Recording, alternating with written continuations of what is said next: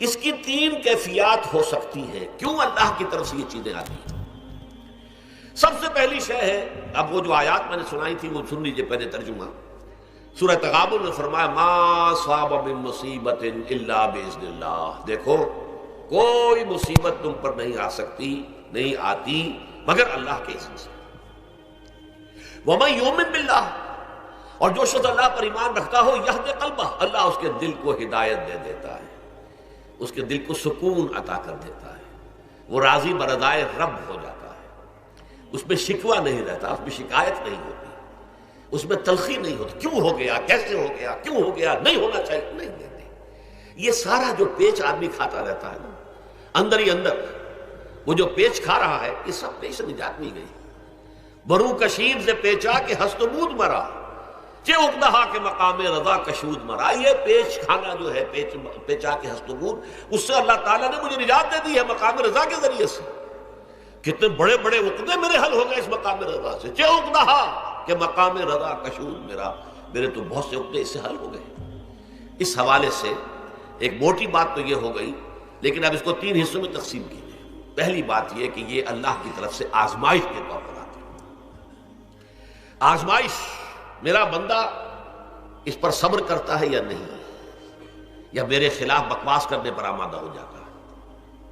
اللہ تو ایسا ہے، اللہ نے تو ہم پر کبھی کرم کیا ہی نہیں ہے، اللہ تو ظالم، معاذ اللہ معاذ اللہ معاذ اللہ۔ کہیں ایسا تو نہیں، میرا بندہ جو ہے تکلیف کو جھیلتا ہے میری وجہ سے، یہ سمجھ کے کہ اللہ کی طرف سے آئی۔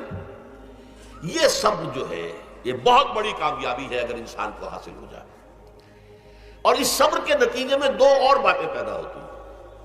یہ مضامین علیحدہ علیحدہ دروس کے اندر آتے رہے ہیں، لیکن آج ایک نئے عنوان کے تحت جمع ہو کر آ رہے ہیں۔ پہلی بات یہ ہوتی ہے کہ یہ امتحان کا نتیجہ کیا نکلتا ہے کہ آپ نے ایک امتحان پاس کیا تو آپ کے اگلے درجے میں ترقی ہو جاتی ہے۔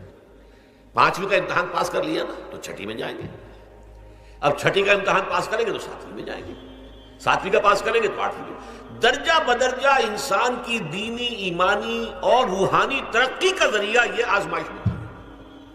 جتنا اس میں صبر ہوگا، جتنا اس میں تسلیم و رضا جو ہے آپ حاصل کرتے جائیں گے تو آپ کے درجے بلند ہوتے چلے جائیں گے۔ آپ کا امتحان کڑے سے کڑا آئے گا، بڑے سے بڑا آئے گا، مشکل سے مشکل تر آئے گا۔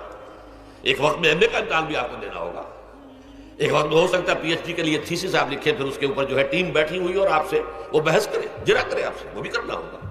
لیکن یہ کہ اگر پرائمری ہی میں فیل ہو گئے تو اس کا سوال ہی پیدا نہیں ہوتا کہ کبھی آپ MA کا یا PhD کا تھیسس بھی لکھیں۔ اور اسی کو دوسرے انداز میں کہا گیا ہے قرآن مجید میں، وَلِيُبْلِيَ الْمُؤْمِنِينَ مِنْهُ بَلَاءً حَسَنًا۔ اصل میں ابلا کہتے ہیں، بلا یبلو جو ہے عربی زبان میں آتا ہے آزمانا۔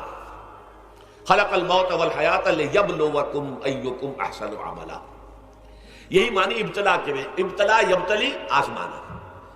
ابلا یبلی جو آتا ہے باب افعال سے، اس میں آتا ہے کسی کو کسی تکلیف میں ڈال کر اس کو نکھارنا، کہ اس کا جوہر نکھر جائے، اس کے اندر جو خیر ہے وہ اور چمک جائے، لوگوں کو بھی معلوم ہو جائے کہ یہ شخص اس مقام کا اہل ہے، اس کے اندر یہ صلاحیت ہے، اس میں یہ قوت موجود ہے۔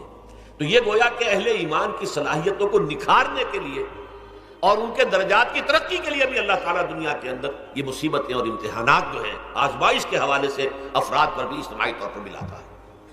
اور ایک اس کا اور بھی ہے، اہل ایمان پر اس طرح کی ابتلاء و آزمائش کی ایک نوعیت اور بھی ہے، اور وہ یہ ہے کہ جو بھی آپ سے غیر ارادی طور پر یا یہ کہ آپ نے کوئی گناہ ارادی طور پر بھی کر لیا، اللہ تعالیٰ اس کی سزا اسی دنیا میں دے کر آخرت کی سزا سے محفوظ کر دیتا۔ گویا کہ اس سے بڑا خیر کیا ہوگا؟ یہاں کی سزا کیا ہے، جھیل لیا آپ نے، بخار آ گیا، ٹانگ ٹوٹ گئی، چلیے 3 مہینے آپ بستر پر پڑے رہے نا، اور کیا ہوا، کچھ نہیں۔ لیکن یہ کہ آخرت کی سزا ملتی ہے، بہت عظیم ہوتی ہے۔ لہذا کفارہ بناتا ہے اللہ تعالیٰ گناہ، ان جو بھی گناہ ہو گئے ہیں، غلطیاں ہو گئی ہیں، ان کا کفارہ اللہ تعالیٰ بندہ مومن کے لیے، حضور کی ایک حدیث ہے، اس کا متن مجھے اس وقت یاد نہیں ہے، کہ مومن کا معاملہ عجیب ہے، اسے کوئی تکلیف پہنچتی ہے صبر کرتا ہے، اس کے گناہوں کا کفارہ بن جاتا ہے، اور اگر کوئی خوبی ملتی ہے تو اللہ تعالیٰ کا شکر ادا کرتا ہے، اس کے درجات بلند ہو جاتے ہیں۔ تو یہ معاملہ جو ہے اللہ تعالیٰ کی طرف سے بندہ مومن کے حق میں خیر، کہ در حقیقت اس کے ان گناہوں کی پاداش کہ جو اس نے یہاں کر لیے ہیں یہی دنیا میں دے کر دھو دیا جائے، پاک کر دیا جائے۔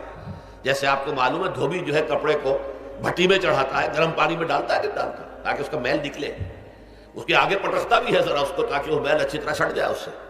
اسی طرح اگر دنیا میں ہمارے میل چھٹ جائیں، دنیا میں اگر ہمارے گناہ دھل جائیں تو یہ بڑے نفع کا سودا ہے، بڑے نفع کا سودا ہے، بڑے نفع کا سودا ہے۔ اس اعتبار سے آپ غور کیجئے کہ اگر یہ حقائق ہمارے سامنے رہے تو کیا کوئی تکلیف دنیا کی ہمیں بھاری محسوس ہوگی؟